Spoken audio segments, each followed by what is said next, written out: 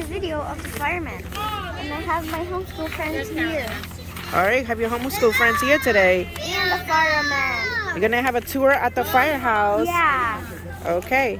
We're just waiting for some of my homeschool friends. And these are some of your homeschool friends.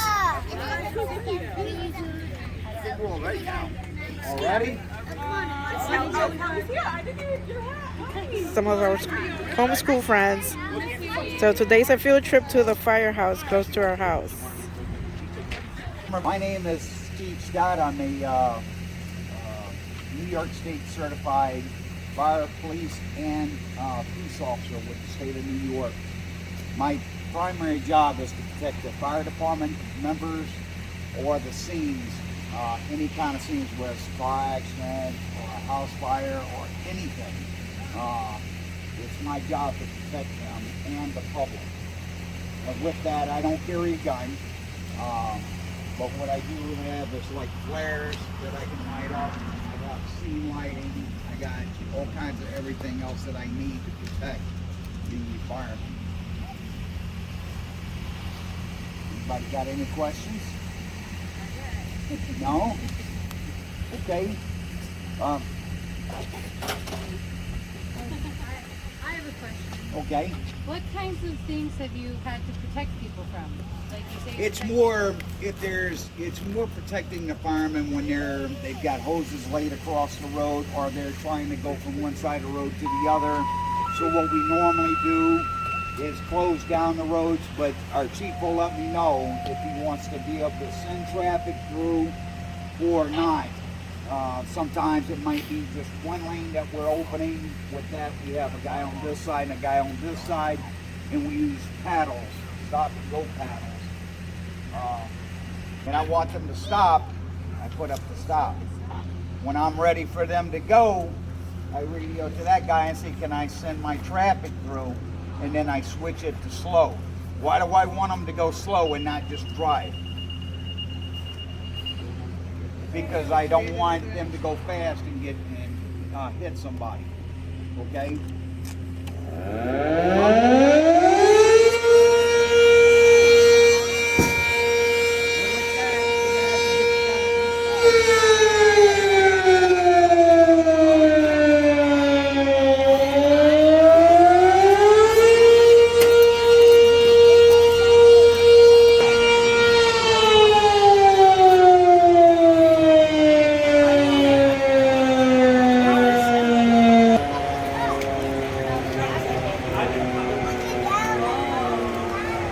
look at that big ladder. Come in, girls. Come on. Look, they're bringing in the ladder. Oh my gosh.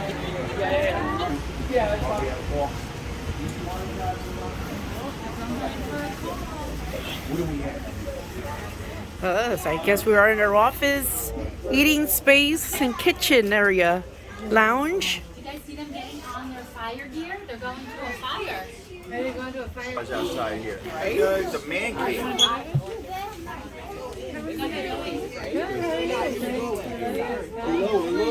Hello. You guys get a full show of what it's like.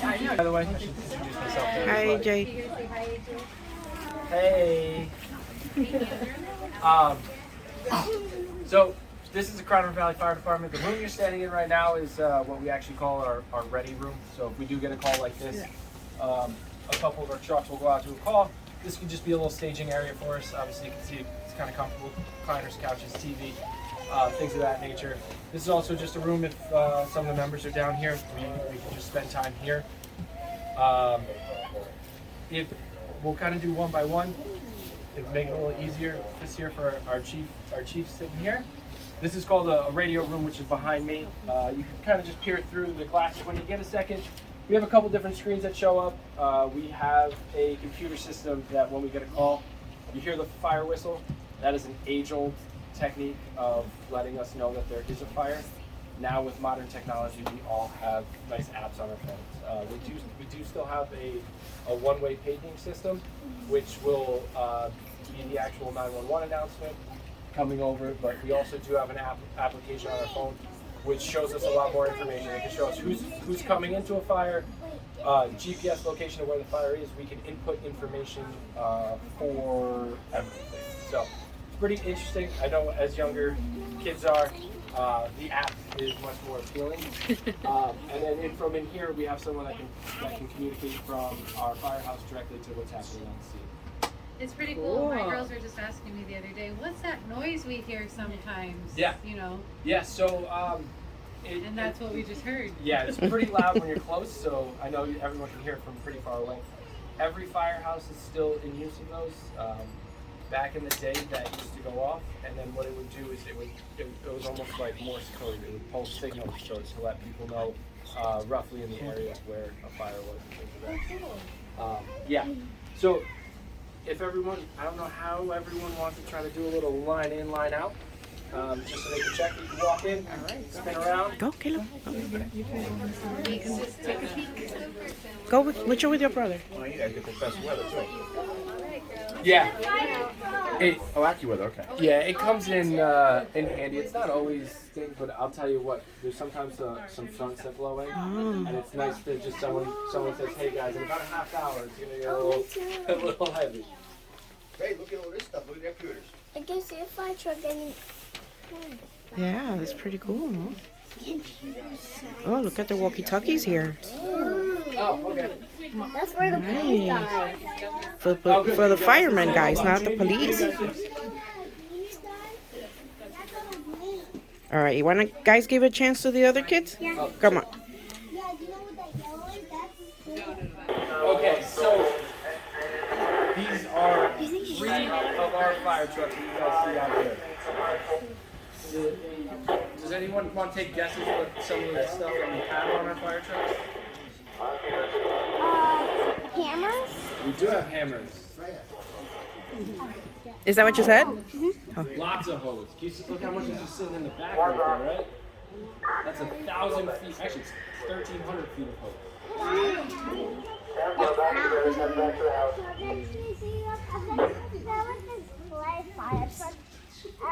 This is how we got up. And on the wall there was real fire stuff on it. Yeah, like all the tools and everything? Not all of it. Oh, that's awesome. I went to the cover though, and I saw an actual fire truck. Yeah, like this one? Yeah, Nice. kind of. But it was black. Yeah. Black and when I went to the entrance of the first car, I had to get Oh, wow. my shirt to get into the carnival. I went on the bus one. So, alright? But we're going to take class. Gorgeous. This is what they use for the water. Look, nice boat. Oh wow, look at that. It's big. Can we go there? Yes, let's go. Go down. We have our brush truck, which I'll explain in a moment, and we have 2 fire police vehicles. We have 3 chief's cars, so it's a good sized fleet. Yeah. So everybody come over here. Are you the biggest fire department in the area? Probably. We're all Yeah, kind of it's like- equal. Middle Hope is big too, though. Yeah, middle. It's hard to say because different departments have different specialized equipment, so we're not all equal. Right. And, you know, we'll explain the mutual aid later, but if we need something that another department has, we'll call them, and they'll help us out, and vice versa. So anyway, to get started, my name is Frank Wolf. I'm a volunteer here at Cronomer Valley, and I'm kind of new to the fire service. I've only been here for almost 9 years. And if that sounds like a long time, there are people here that have been over 50 years. Oh, wow. So when you volunteer in fire, it's kind of like, it's a fire department, it's a social event, it's a lot of eating, it's a lot of, award ceremonies. We do a lot more than just fight fires. It's kind of like a lifestyle. So what's the difference between what we do and what, let's say, the city of Newburgh or Middletown where they're paid? What's the difference between what they do and what we do? They get paid and you don't. Thank you, exactly. So we do it for free, and we consider it a privilege. You know, it's an honor for us to be able to do it. You know, we're not in it for the money. Now, not to take away from the paid fire departments, they have bills to pay, and that's their job, but we do this in addition to our job. Which, if I could say something, you know, not fire related, this is a homeschool group. Yes. Okay, you all know that you could, I'm a retired teacher from Newburgh, and do you know that you could participate in extracurricular activities through your home district, wherever you're from?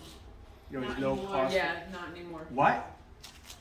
Never mind. California burger. What I was gonna say, and hopefully that'll change, I was involved with our concept vehicle racing team. We used to be the solar car team, and we used to get kids from home that would come in after school for the meetings, and if you say they can't do that anymore, that's terrible. Yeah, New York State changed the law. Well, it's smaller, like more ambulance size. Yep, big tires. Now, if you look at these tires, these are not like the tires on your car. These tires are meant to go into the forest. So if we have to go search for you, or if we have to put out a forest fire, this is the fire truck we're gonna bring in. And if you look up top here, if you see this pipe and these little brass things coming off all the way around those. So as we're driving into the, you know, this forest on fire, there's a curtain of water all around the vehicle that prevents the vehicle from burning up. And if you come in the front, these things down here, there are pipes that have water in it, and it's kind of like a high-powered garden hose that sprays water in front of where you're going to drive, and it puts the fire out before you drive into it. And then you all have a joystick for your game controller at home. Something. Well, anyway, Yeah. you don't have it. I was gonna say, I don't have any of these kids. Oh, this, I like this group. We're not from. Good. Well, anyway, Well, he does. there's a handle inside that you can control this nozzle with, and it'll spray water any place you want. This vehicle can wash itself just by sitting in it, turning all the water. So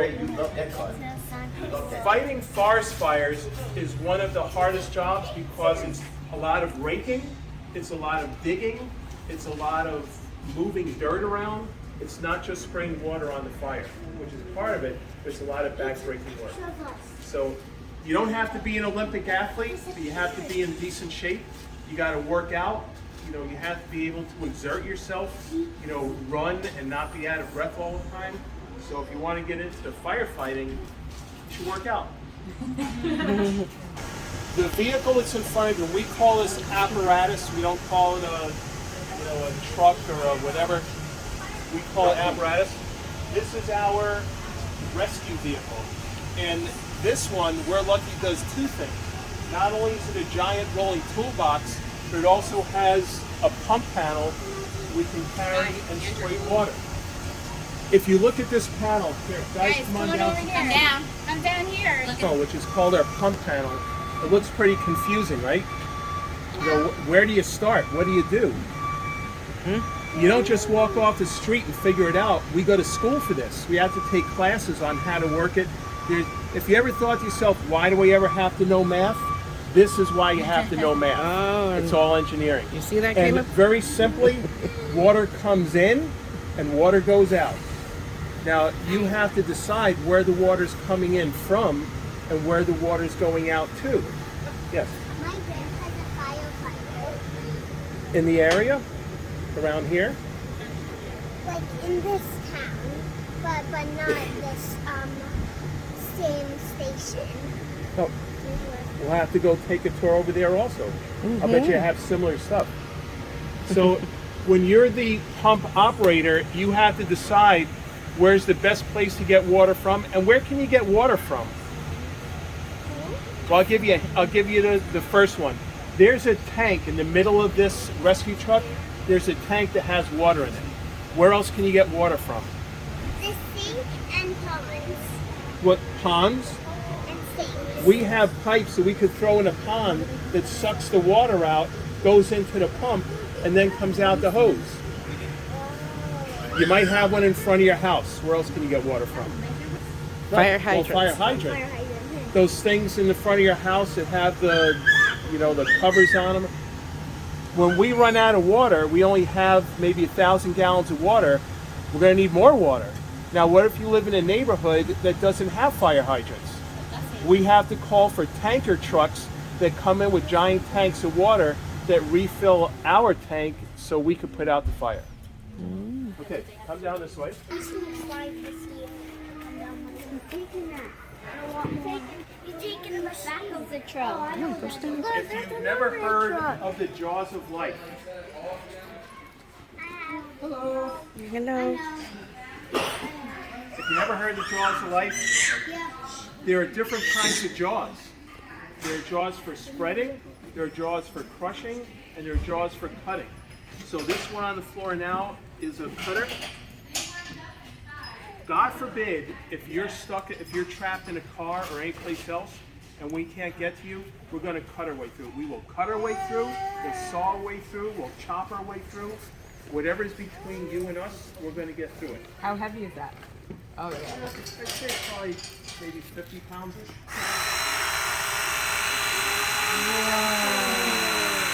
They could cut you out of your car if you needed to.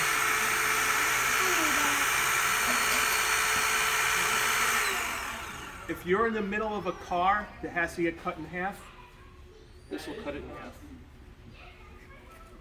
Battery powered hydraulic? Battery powered hydraulic. Wow. And the advantage of batteries is we can take them wherever we have to go. The hoses, I don't know if you can see the reels in there, the hoses are only so long. So if we can't get the rescue to where we need to be, we carry these. They're rechargeable? Rechargeable, we carry extra batteries, and there are different attachments to do different things. So I'd say probably 90% of the time we use these is for what we call MVAs, or motor vehicle accidents. So cutting open cars. Anybody want to volunteer in the car? I have a fire truck. You could tell him you have a fire truck? Yeah. Yeah. Come on, just go to the front so you can hear. Well, I'll go in the truck and get it. Then burning from the flames. So a big part of what we do on fire calls is we ventilate. You ever see in the movies where they chop holes in the roof? No. Oh, well they do. That's what we do. But anyway, that's to get the smoke and the heat out of the building. We want to get rid of the smoke and the heat. So we also carry around these giant fans that we'll put in windows, we'll put them in doorways, we'll put them anywhere we have to get the smoke out of the building. And not only to help you breathe, but also so we can see what we're doing. You know, the smoke gets so thick, you may not believe this, you can't see your hand in front of your face. So we ventilate, carry fans, all kinds of different tools. Now, sometimes the tools we need, you're not going to buy at Home Depot. If we need a knife, like a kitchen knife, to slide under something to protect your skin while we cut your ring off, or something is trapping you, this might be the best tool. Well, it's not just for snacks. All the bags in here are related to medical. We're not doctors, but we all know first aid and CPR. So if you're injured, we'll stabilize you. We'll make you safe enough until the ambulance gets there and take over. So we all have some degree of medical training. You know what those are, right? You do not have it in your kitchen. Right next to the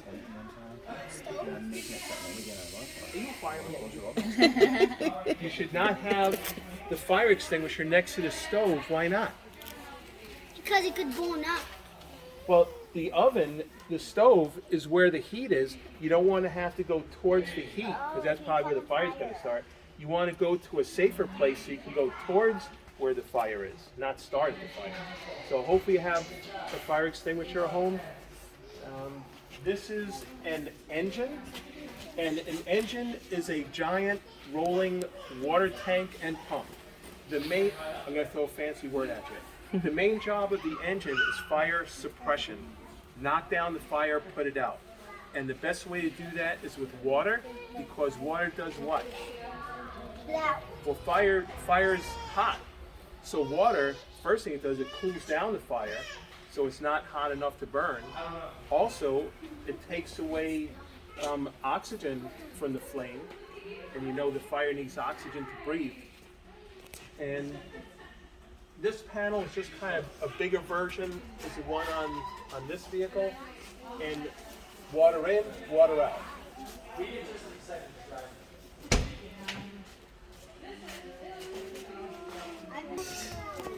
Alrighty. Oh, so you guys are coming out of the truck.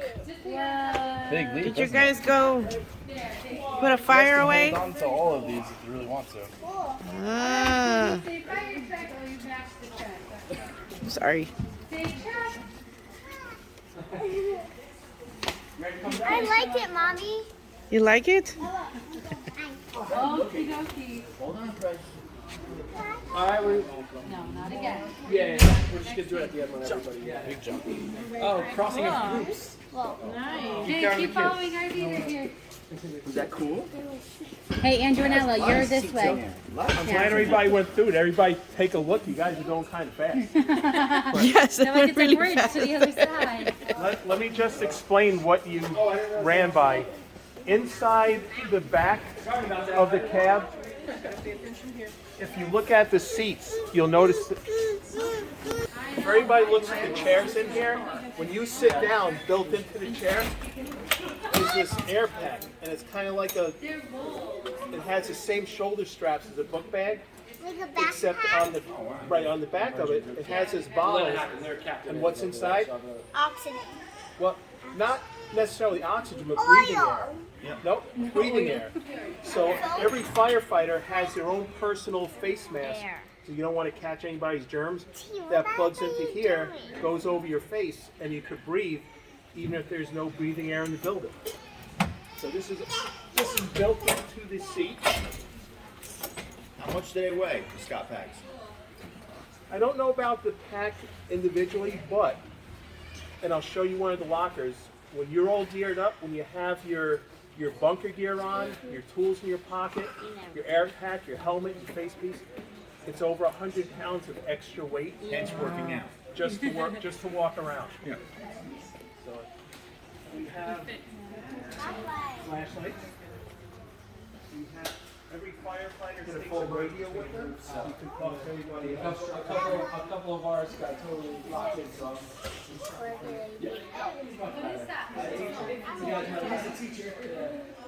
On this thing, this is hanging above the engine. Every firefighter, when you get in here, everyone has a tag. Falls in the middle of the night. Where do you go? Where are you supposed to go? Outside to where? And that's where most people, they lose track. Hopefully your family has a spot that you know to go to where everybody can meet up. So just like, never mind. So, To be continued, this part. We'll talk about it in a few more minutes. what are you guys doing the parade? First place. For our division, we were Class B. Oh, and marching, that's a big part of fire service. What, Mommy? What was that? We would like to march with you guys. Can we march with you guys one day? Like have a group of homeschoolers and go on the truck I with would you love guys? to. Tell them they went right That past would be our house. fun. Yep, You went past our house I was there. Yeah. with, Yep. with the store. Wow. You know, I enjoy marching. When you get into meditation, it's kind of like meditation. Exactly. That you are so relaxed. You don't believe it, but you're so relaxed when you're marching, you block everything else out. Who knows what this one is? This is another fire engine, like this one. It has slightly different features, but it's basically the same thing. How about that different yellow? And the colors are different. So why do we have two of them? A lot more Because there's a lot of firefighters. Well, Or there's two firefighters. you are 100% right, and that's one of the main reasons. What if there's two fires going on at the same time? Also, even if there's only one fire engine isn't enough. By the time we use up our water and get a water supply hooked up to replenish it, this one's already in action continuing. And also, firefighting is so physically exhausting that you can only fight fires for maybe 15, 20 minutes, and then you come out, you take a rest, someone goes in. That's why in the movies, when you see 100 firefighters around a building, it's because they relieve each other. You can't fight fires for an hour. It's just, I don't think anybody's strong enough. It's exhausting. So you have to relieve each other, and that's another reason we have to win. Okay, I think we're done with this part. He's gonna come down the pole. Guys, he's coming down. He's coming down. Abigail, you see him? Whoa! 63 years old. Yay! Wow. Let's say you're at a meeting or just hanging out upstairs and the fire alarm goes off. You want to be running down the hall and running down steps. You take the express class. That's the fastest way, safest way to get down. So you can get there. 3,000 gallon up there is probably going to Okay. Everybody come with me.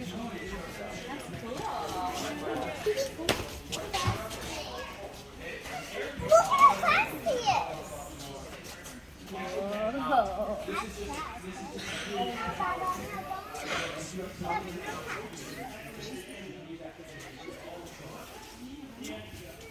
Okay, everybody come on up. All right. We were talking before about the stuff that you wear into a fire, and the main thing you want to protect yourself from is heat. When you put all this stuff on, you could be in a room that's 800 degrees Fahrenheit and not get burned. But if there's one part of your body, like your wrist or your neck or ears, that's not covered, it's going to burn you. So part of what we call the envelope, to protect my neck and my ears and the top of my head, you wear a hood. So that protects this part. Now, what about my eyes and my nose?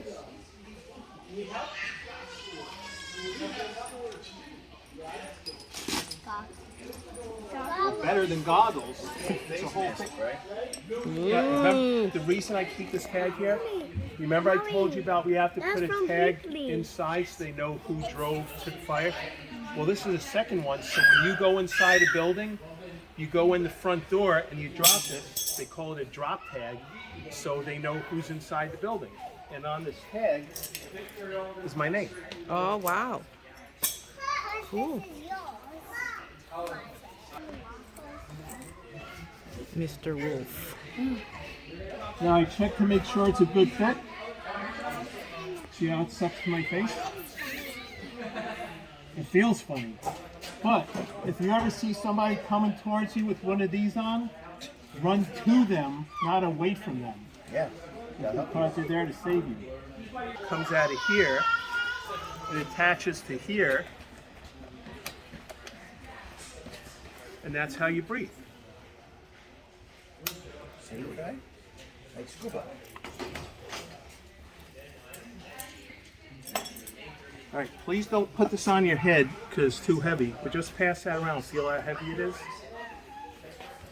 it heavy, Daniel? Oh my god, that feels heavy. Wait, take a picture. Hold on. All right, and these are the tags I was telling you about so that they know, who. Right. Yep. And Hold the hat. Hold the hat. every See how single heavy? one. Okay, and you could pass this around, feel how heavy that is. Here, Grab it from the handle. Here, grab it from the middle. You guys need to lift weights. Mr. Wolf. It's getting even hairier. What you got the wedges in there for? How heavy are those? What are you doing? Anybody want to take a guess? Don't stop. Yes. Well, the main reason we call these door chocks is to keep doors open or to keep doors closed. Like if there's a fire on the other side of the door, the fire will push a door open, so we'll put these in. Or we use them as markers. If you see one of these, you know somebody had been by there. So, but mainly for keeping doors open or keeping doors closed.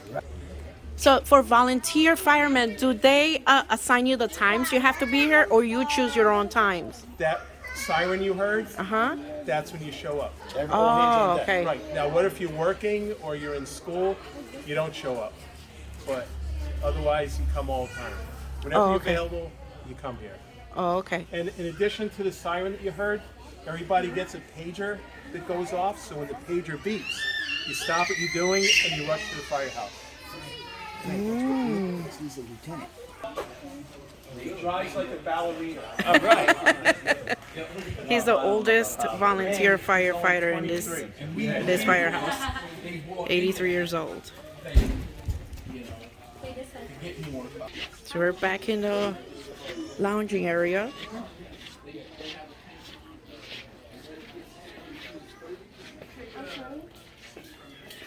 We're not going to be here too long. In life, the most important thing is education. Education and knowledge. Nobody can ever take your education and your knowledge away from you, and especially the fire service, it will save your life. When you see a firefighter, it's probably not their first time. They trained, they went to school, they went to a fire academy, they know exactly what to do. So even though it looks like chaos and it looks like, they're just running around willy-nilly, everyone's got a job. And this is where they learn how to do it. So every Wednesday morning and every Monday night, we have training sessions for 2 hours where we go to school, we go to class. So we do multimedia stuff. We'll bring equipment in here to practice with it, and then we go out in the field to try what we just learned. So thank God we don't have a lot of fires in the town of Newburgh. Very, very few. And I think part of that is because of the people that go to these fire prevention days. You learn what to do and what not to do.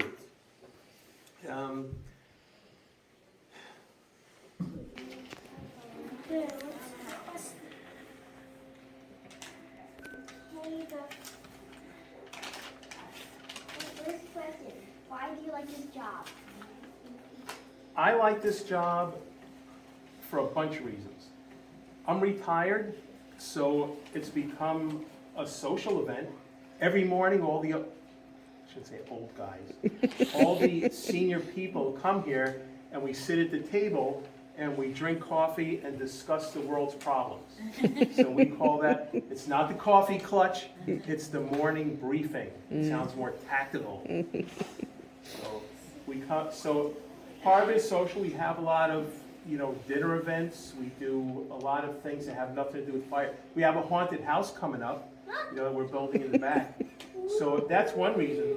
The second reason is I'm an engineering buff. Like, I like mechanical things. I like math and science.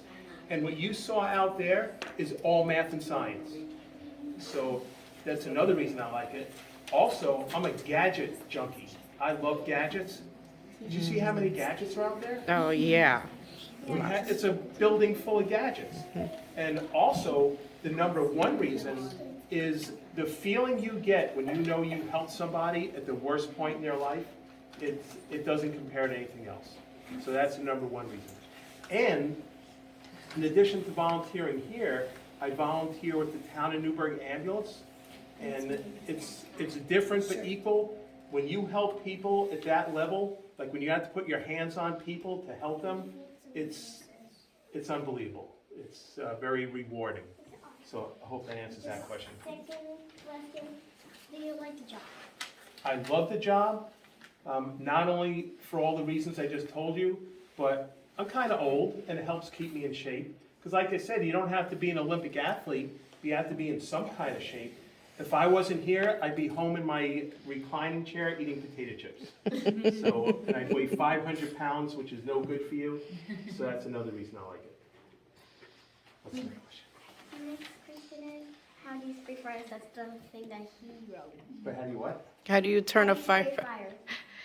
Oh, That was his question, but he wrote it. How do you spray a fire? He wanted to see an actual fire.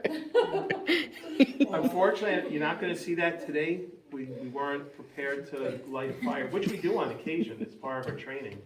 But like I said, very simply, we have to get the water from somewhere, we have to pump the water, we have to pressurize it, which is what those fire engines are for, and then we have to spray the water on the fire. And just to show you an example of what fire hose looks like,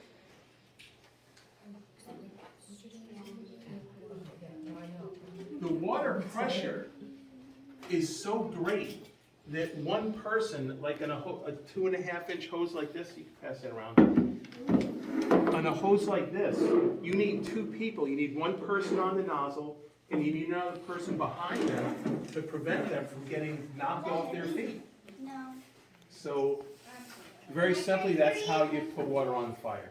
You get scared when you go into a fire. I don't get scared when I go into a fire, only because we train. We know what to do, we know what to expect. You're really not afraid. You're so focused on doing your job, you don't get scared. Now, a normal person would get scared. That's why we're not normal.